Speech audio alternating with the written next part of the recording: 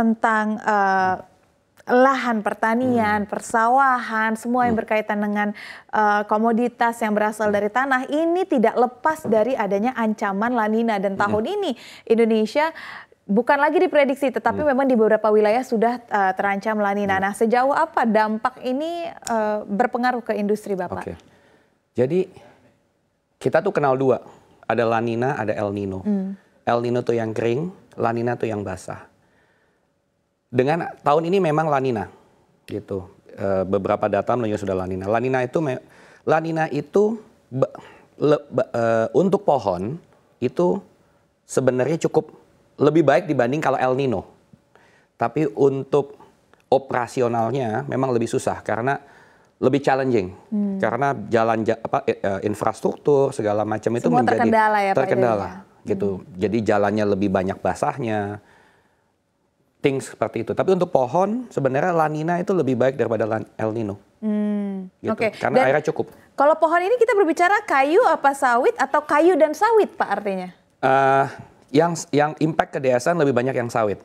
Karena untuk kayu itu kita menggunakan 100% adalah kayu tanaman masyarakat. Yang mereka tanam di daerah-daerah yang memang boleh dibilang kurang produktif, gitu. Jadi di daerah yang berlereng, kalau daerah berlereng kan hujannya ngalir aja ke bawah. Gitu. Tadi di off air kita sempat berdiskusi juga Pak, menarik untuk berbicara tentang renewable energy yang dihasilkan oleh DSNG yaitu dari cangkang sawit. Boleh dielaborasi Pak, ini seperti apa? Ini sebenarnya sih kalau dari cangkang bukan sesuatu yang baru ya.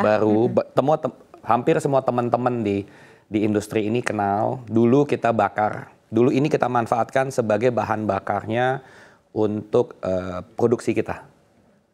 Nah, yang kita lakukan adalah kita mengganti bahan bakar yang tadinya dari cangkang dari bahan-bahan sampah, dari bahan-bahan waste yang lain yang kita upgrade sehingga punya nilai kalori yang cukup untuk menggantikan cangkang sawit ini. Nah, ini kemudian yang kita bisa keluarkan untuk kita ekspor. Tapi potensinya sebesar apa Pak? Cukup besar karena cangkang ini punya nilai tambah secara kalori value-nya juga cukup besar. Kemudian juga nilai terutama buat DSN itu karena kita punya certification-nya lumayan komplit. Jadi itu punya nilai tambah sebagai bahan bakar hijau. Gitu. Kita berdiskusi kembali lagi Pak tentang kondisi pasar kelapa sawit secara general. Bagaimana Anda melihat industri kelapa sawit saat ini di tengah seluruh volatilitas dan sentimen global yang ada saat ini? Apakah masih memiliki proyeksi yang cukup positif di dalam negeri? Silahkan Pak. Sangat. Saya melihat seperti ini ya. Ada beberapa hal yang dilakukan pemerintah sehingga membuat harga sawit, harga CPO itu cukup sustain. Contohnya dengan program biodiesel. Pemerintah meningkatkan biodiesel dari awalnya mungkin B5, B10, hari ini menargetkan ke B30. Ya. Dan makan B40 kemarin kalau saya tidak salah. Jadi bayangkan seperti ini Mbak. Total CPO produksi Indonesia itu sekitar 50 juta, 48 sampai 50 juta, sekitar segitu angkanya. Kira-kira untuk konsumsi makanan itu sekitar 11,5-12. Gapki bilang itu sekitar 11,5-12. Kalau kita menggunakan untuk B30, kalau saya nggak salah itu angka juga sama. Sekitar 12. Kalau menjadi B yang lebih tinggi, 40. B40, itu menjadi sekitar 16-17. Jadi 12 dikonsum sebagai bahan makanan, 17 itu sudah kalau kita bicara hampir 30. Iya, sudah hampir 30. Dari total 50 lah, katakan 50. Itu quite signifikan untuk menciptakan demand.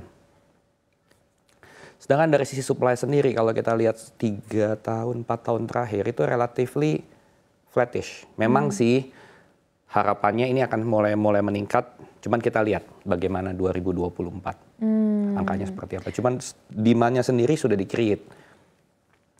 Dari luar negeri untuk pasar ekspor tetap demand-nya ada khusus untuk makanan, untuk food.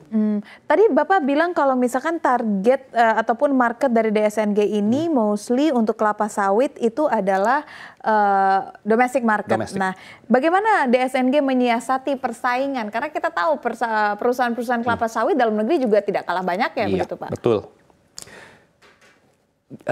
Biar bagaimanapun CPO adalah komoditi. Kalau di komoditi itu rule of game-nya, menurut kami rule of game-nya adalah cost leadership. Jadi gimana kita melakukan efisiensi, itu yang pertama. Sehingga dengan cost leadership itu memberikan competitive advantage buat kita. Kemudian yang kedua juga mengenai dengan sekarang sustainability, ESG, produk-produk yang diakui hijau itu akan punya nilai tambah dibanding produk-produk biasa. Dan itu buat DSNG juga salah satu yang sangat penting. Karena hari ini sebagian besar produk kita itu sudah fully certified, international maupun domestik. Gitu. Dan untuk La Nina tadi Pak, strategi yang dilakukan apa ketika musimnya itu sedang tidak berpihak ke industri? Ya kita kan, kalau saya selalu menyebut kita tuh petani ya. Kalau musim itu pengasih Tuhan. Tuhan kasih apa ya kita lakukan yang terbaik dengan itu. Mengenai La Nina, jadi yang kita lakukan adalah gimana kita menjaga infrastruktur kita supaya tetap impact kondusif ya. Infrastruktur kita tuh tetap yang terimpact dengan curah hujan yang lebih tinggi itu tetap bisa termaintain dengan baik. Itu jadi kerajinan, kedisiplinan untuk menjaga infrastruktur itu dilakuin. Sebenarnya itu sih. Oke.